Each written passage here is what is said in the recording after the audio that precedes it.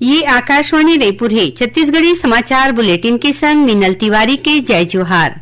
अब सुनाओ आज के प्रमुख समाचार।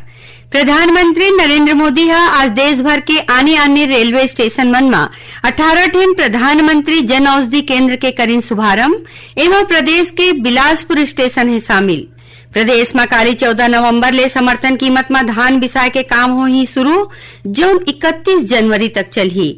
रायपुर नगर दक्षिण विधानसभा उपचुनाव पर आज मतदान होगे। संध्या 5 बजे तक 46% ले ज्यादा मतदान हुए हैं दर्ज। और भगवान बिरसा मुंडा के जयंती जनजाति गौरव दिवस के मौका में आज जसपुर में माटी के वीर नाव ले पदयात्रा निकालेगी। ये पदयात्रा में केंद्रीय खेल युवा कल्याण और श्रम मंत्री डॉक्टर मनसुख मांडविया हुई शामिल। अब समाचार विस्तार ले। प्रधानमंत्री नरेंद्र मोदी आज देश भर के आने रेलवे स्टेशन मन में 18 प्रधानमंत्री जन औषधि केंद्र के शुभारंभ करीन। इमा छत्तीसगढ़ के बिलासपुर स्टेशन घलो शामिल है। प्रधानमंत्री बिहार के दरभंगा ले वीडियो कॉन्फ्रेंसिंग ले 12,000 करोड़ रुपया ले ज्यादा के आने विकास काम परियोजना संग ये केंद्र के उद्घाटन करीन है। ये केंद्र यात्री मन बर रेलवे स्टेशन में सस्ता दवाई देही। ये बेरा प्रधानमंत्री कहिन की सरकार देश में स्वास्थ्य ढांचा ला मजबूत करे बर समग्र दृष्टिकोण संग काम करत है। ओमन यहू कहिन कि सरकार के ध्यान लोगन ला कमती कीमत में और मुफ्त में स्वास्थ्य सेवा और दवाई देना है। प्रधानमंत्री कहिन कि अवैया 5 बछर में 75,000 नवा मेडिकल सीट जोड़े जाही। आर्थिक रूप ले कमजोर वर्ग बर देश में 1,50,000 ले ज्यादा आयुष्मान आरोग्य मंदिर घलो खोले गए है।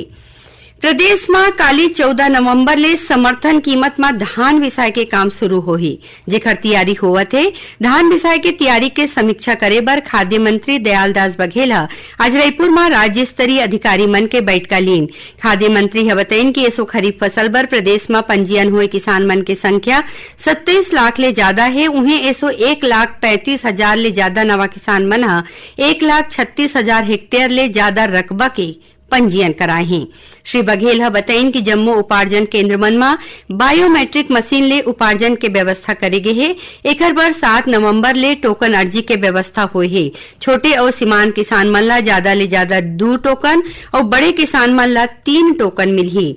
बैठका में अपर मुख्य सचिव बताइन कि राज्य में 2,739 उपार्जन केंद्र मन में किसान मन ले समर्थन कीमत में धान बिसाय जाही। किसान मन ला धान बेचे संबंधी शिकायत और निवारण खातिर हेल्पलाइन नंबर 0771 2425 463 जारी करे गए है। आने राज्य ले धान के आवक ला रोके बर राज्य के सीमावर्ती क्षेत्र में विशेष निगरानी के व्यवस्था और चेक पोस्ट बनाए गए है। प्रदेश के किसान मन ले धान बिसाय के काम 31 जनवरी तक करे जाही। धान बिसाय के काम शुरू होए ले एक दिन पहले प्राथमिक कृषि साख सहकारी समिति के प्रबंधक और कर्मचारी मन हड़ताल खत्म कर दे है। सहकारी समिति पाछू 6 बछर ले लंबित वेतन बढ़वार के मामला पंजीयक सहकारी संस्था मान ले है और समिति कर्मचारी मन के वेतन और भत्ता में 25% के बढ़वार करे गए है। उन्हें आने 2 ठन मांग के संबंध में शासन स्तर में अंतर विभागीय समिति के गठन करके उचित कार्रवाई करे जावत है। खबर के मुताबिक पाछू 10 नवंबर के मुख्यमंत्री विष्णुदेव साय के संग विभागीय अधिकारी मन सहकारी समिति के कर्मचारी मन के मांग ला लेके गोट बात करे रहीन। ओकरे बाद मुख्यमंत्री कर्मचारी मन के मांग में जल्दी कार्रवाई के निर्देश दे रहीन। रायपुर नगर दक्षिण विधानसभा उपचुनाव पर आज मतदान होगे। बिहनिया 7 बजे ले 6 बजे तक ये निर्वाचन क्षेत्र में 253 मुख्य मतदान केंद्र और 13 सहायक मतदान केंद्र में मतदाता मन वोट डालिन। ये उपचुनाव में संध्या 5 बजे तक 46% ले ज्यादा मतदान दर्ज हुए है। बछर 2023 में हुए पाछू विधानसभा चुनाव में 60% ले ज्यादा मतदान दर्ज हो रही। भाजपा प्रत्याशी सुनील सोनी सदर बाजार के महाराणा प्रताप शासकीय विद्यालय में परिवार समेत मतदान करीन और जम्मू झनले वोट डाले की अपील करीन। उन्हें कांग्रेस उम्मीदवार आकाश शर्मा सुंदरनगर के पंडित सुंदरलाल शर्मा स्कूल में जाके अपन मत बौरीन और लोगन ने मतदान करे के आग्रह करीन। निर्वाचन आयोग मतदाता मन ला वोट डाले बर मतदाता फोटो पहचान पत्र के संगे संग 12 आने फोटो लगे दस्तावेज ला बौरे बर के हेरीन। रायपुर नगर दक्षिण विधानसभा उपचुनाव पर वोट के गिनती 23 नवंबर के होही और यही दिन एकर नतीजा जारी करे जाही। छत्तीसगढ़ी समाचार बुलेटिन आप मन आकाशवाणी रायपुर ले सुनत हव। छत्तीसगढ़ के खबर ले है आपकी वास्ता और खबर के विश्वसनीयता ले है हमार वास्ता। आकाशवाणी समाचार रायपुर के प्रादेशिक समाचार बुलेटिन के संगे संग हमार समसामयिक कार्यक्रम आप रेडियो के संग अपन मोबाइल में घलो सुन सकत हो।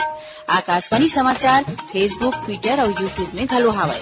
हमार फेसबुक पेज हरे Chhattisgarh news on AIR, Twitter handle CGAIR news और हमार यूट्यूब चैनल हरे छत्तीसगढ़ AIR न्यूज।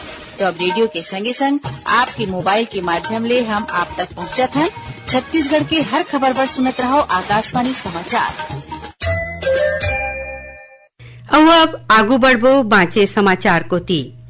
भगवान बिरसा मुंडा के जयंती जनजाति गौरव दिवस के मौका में आज जसपुर में माटी के वीर नाव ले पदयात्रा निकाले गई। ये पदयात्रा में केंद्रीय खेल युवा कल्याण और श्रम मंत्री डॉक्टर मनसुख मांडविया शामिल हुईं।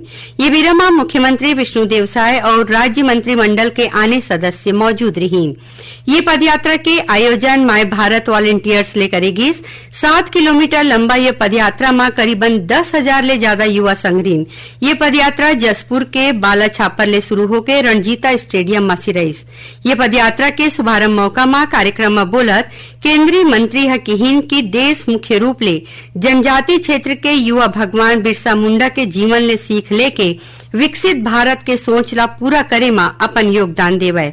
उमन किहिन की अवैया दिन में माय भारत प्लेटफॉर्म युवा मन बर सिंगल विंडो सिस्टम के रूप में आगू आई। एमा अभी तक देश भर के करीबन 1.5 करोड़ ले ज्यादा लोगन मन अपन नामांकन करवाए हैं। उमन युवा मन ला विकसित भारत के सपना ला पूरा करे के संकल्प लेके आह्वान करीन।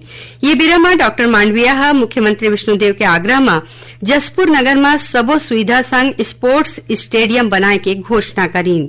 मुख्यमंत्री विष्णुदेव साय किहिन की जनजाति संस्कृति ला बचाए के संसो सनातन संस्कृति ला बचाए के संसो हरय और जनजाति संस्कृति के गौरवगान मुख्य रूप ले सनातन संस्कृति के गौरवगान हरय। पदयात्रा के शुभारंभ कार्यक्रम में भगवान बिरसा मुंडा के वीडियो फिल्म दिखाई गई। नवा रायपुर स्थित हिदायतुल्ला राष्ट्रीय विधि विश्वविद्यालय कोतीले 16 नवंबर के साइबर कानून और महिलाएं एक महत्वपूर्ण विश्लेषण में क्षेत्रीय परामर्श कार्यक्रम राखी गई। ये कार्यक्रम साइबर कानून और माई लोगन के अधिकार के बीच चुनौती और मौका के जांच में केंद्रित रही। ये कार्यक्रम में मध्य प्रदेश और छत्तीसगढ़ के 25 जिन विशेषज्ञ मन के पैनल बुलाए जाही, जिसमें IPS अधिकारी, न्यायिक अधिकारी, विधि प्रोफेसर, वरिष्ठ वकील, NGO प्रतिनिधि और एथिक हैकर शामिल होही। ये कार्यक्रम में छात्र, शिक्षक और आने काम ले जुड़े लोगन समेत 50 ले ज्यादा जन भाग ली, जौन आज के समय में माई लोगन मन के आगू अवैया साइबर चुनौती में गोड बात करही। रायपुर जिला के बरोंडा के राष्ट्रीय जैविक स्ट्रेस प्रबंधन संस्थान कोतीले पशु विकास विभाग के मदद ले काली तिल्दा ब्लॉक के केवतारा गांव में एक दिन भर पौधा और पशु स्वास्थ्य शिविर लगाएगी। ये कार्यक्रम के उद्देश्य फसल और पशुधन स्वास्थ्य के संबंध में किसान मन ला जागरूक करना रही। ये शिविर में विशेषज्ञ मनोवैज्ञानिक मन कोतीले पौधा और पशु स्वास्थ्य में गोट बात करेगी। ये बेरा में 700 ले ज्यादा मवेशी मन के टीकाकरण घलो करेगी से। बर्खास्त IPS अधिकारी GP सिंह के खिलाफ पाछू सरकार कोतीले दर्ज करेगे 3 FIR ला छत्तीसगढ़ उच्च न्यायालय हर रद्द कर दे है। आज मुख्य न्यायाधीश रमेश सिन्हा और न्यायाधीश रविन्द्र अग्रवाल के डिवीजन बेंच में ये मामला के सुनवाई हुई। एकर बाद कोर्ट है ये तीनों FIR ला द्वेषपूर्ण कार्रवाई के हिस्सा मानत रद्द करे के आदेश दीन। बछर 1994 बैच के IPS GP सिंह के खिलाफ एंटी करप्शन ब्यूरो में आमदनी ले ज्यादा संपत्ति के मामला दर्ज करेगी रहीस। एकर संगे संग उखर खिलाफ भिलाई के सुपेला थाना में अवैध वसूली और रायपुर में राजद्रोह के मामला घलो दर्ज करेगी रही से। ये मामला के गंभीरता ला देखत राज्य सरकार कोतीले तत्कालीन राज्य सरकार बर्खास्त करेगी रहीस। आखिर में प्रमुख समाचार एक गांव फेर। प्रधानमंत्री नरेंद्र मोदी आज देश भर के आने रेलवे स्टेशन मन में 18 टीम प्रधानमंत्री जनौषधि केंद्र के करीन शुभारंभ। इमा प्रदेश के बिलासपुर स्टेशन ही शामिल। प्रदेश में काली 14 नवंबर ले ले समर्थन कीमत में धान बिसाय के काम हो ही शुरू, जो 31 जनवरी तक चलही। रायपुर नगर दक्षिण विधानसभा उपचुनाव बार आज मतदान हो गए। संध्या 5 बजे तक 46% ले ज्यादा मतदान हो ही दर्ज। और भगवान बिरसा मुंडा के जयंती जनजाति गौरव दिवस के मौका में आज जसपुर में माटी के भी नाव ले पदयात्रा निकालेगी। ये पदयात्रा में केंद्रीय मंत्री हुई शामिल। एक संग छत्तीसगढ़ी समाचार बुलेटिन यहीं सिरावत है। जय जोहार।